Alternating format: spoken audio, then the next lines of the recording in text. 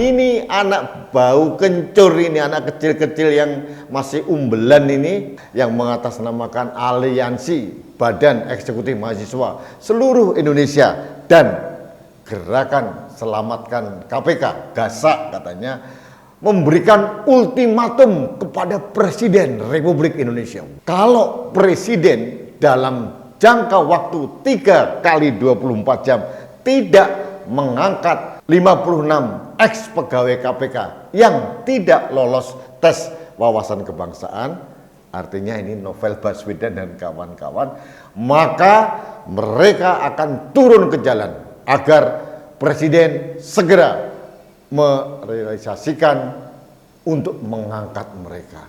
Wow.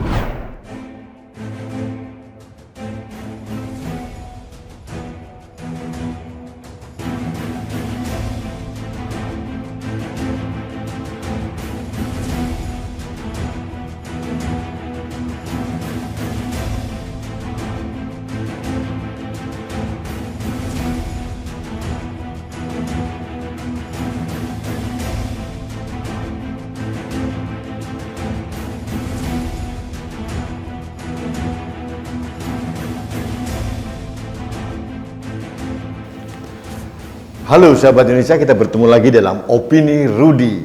Sahabat Indonesia, kali ini dalam opini saya akan mengajak Anda untuk tertawa terbahak-bahak. Apa pasalnya saya mengajak Anda tertawa? Karena ini ada ulah anak bau kencur, anak kecil-kecil ini mahasiswa yang mengatasnamakan aliansi Badan Eksekutif Mahasiswa seluruh Indonesia dan Gerakan Selamatkan KPK, GASA katanya, memberikan ultimatum kepada Presiden Republik Indonesia. Wow. Ultimatum kalau Presiden dalam jangka waktu 3 kali 24 jam tidak mengangkat 56 ex pegawai KPK yang tidak lolos tes wawasan kebangsaan, artinya ini Novel Baswedan dan kawan-kawan, maka mereka akan turun ke jalan agar Presiden segera merealisasikan untuk mengangkat mereka. Wow, anak kecil mengancam Presiden gitu. Sahabat Indonesia, ini lucu gitu loh. Kelihatan sekali anak-anak kecil ini hanya menjadi corong atau buzzer kelompok 56 ex pegawai KPK yang tidak lolos seleksi tes TWK.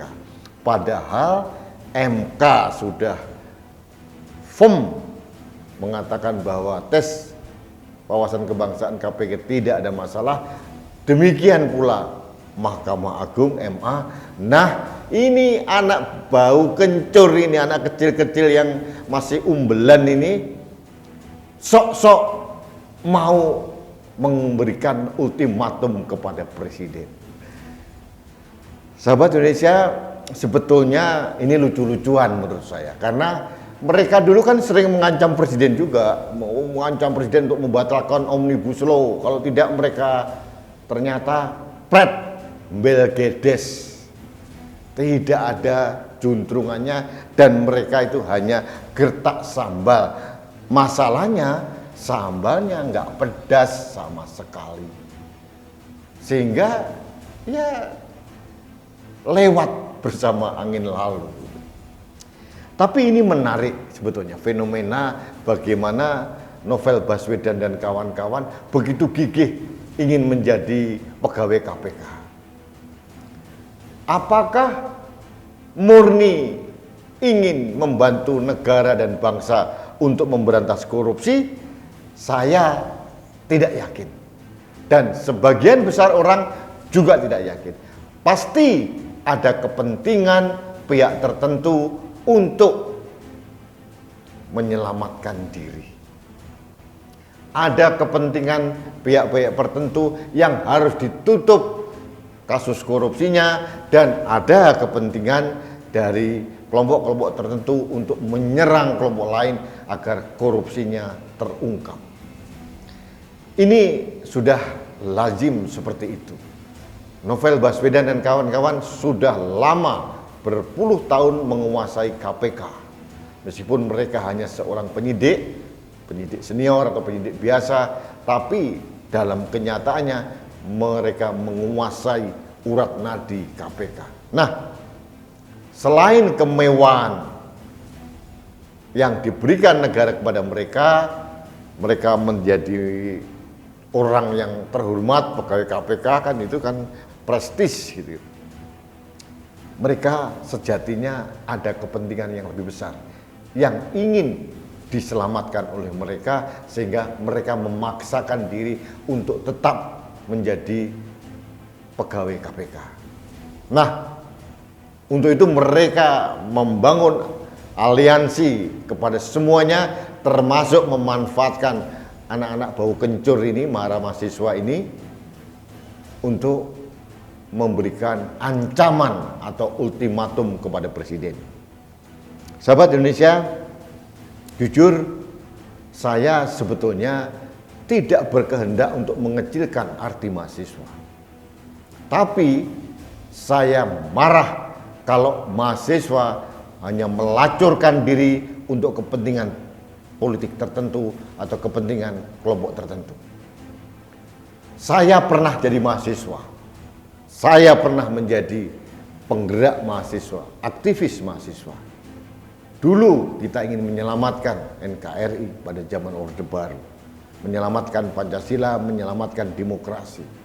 Murni kita untuk kepentingan bangsa dan negara serta rakyat Indonesia. Sekarang bau-baunya beberapa kelompok mahasiswa termasuk aliansi BEM seluruh Indonesia sudah tidak murni lagi. Mereka tidak lagi membawa kepentingan atau aspirasi rakyat. Mereka hanya menyuarakan kepentingan kelompok tertentu. Dan ini sangat naif. BEM seluruh Indonesia, BEM SI ini tidak belajar dari pengalaman. Berulang kali mereka menggertak, berulang kali mereka memberikan ancaman, tapi tidak pernah ada realisasinya. Jadi ini hanya sekedar pencitraan saja supaya mereka seolah-olah mempunyai kekuatan. Kekuatanmu apa? Apakah yakin seluruh mahasiswa Indonesia itu di bawah pengaruh BEM SI? Saya tidak yakin. Masih banyak atau bahkan lebih banyak mayoritas mahasiswa Indonesia yang lebih waras pikirannya, akal sehatnya lebih jalan. Mereka lebih NKRI, mereka lebih mementingkan kepentingan bangsa dan negara daripada sekelompok mahasiswa yang bergabung di BEM SI. Apakah ada uang bermain? Saya tidak tahu. Konon katanya ada, tapi saya tidak berani menuduh. Nanti dipikir saya membuat fitnah, karena saya nggak punya bukti. Seperti kita buang angin, kata orang, baunya terasa, bentuknya nggak kelihatan. Iya seperti itu, tapi saya kesampingkan.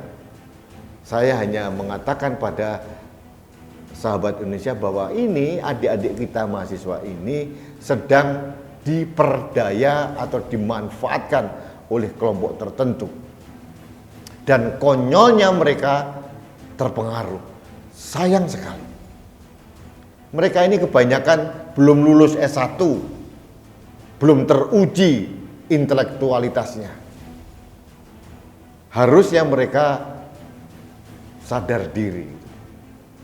Kalaupun menyuarakan untuk membela rakyat, harus murni dari rakyat yang sebenarnya, bukan kepentingan kelompok tertentu.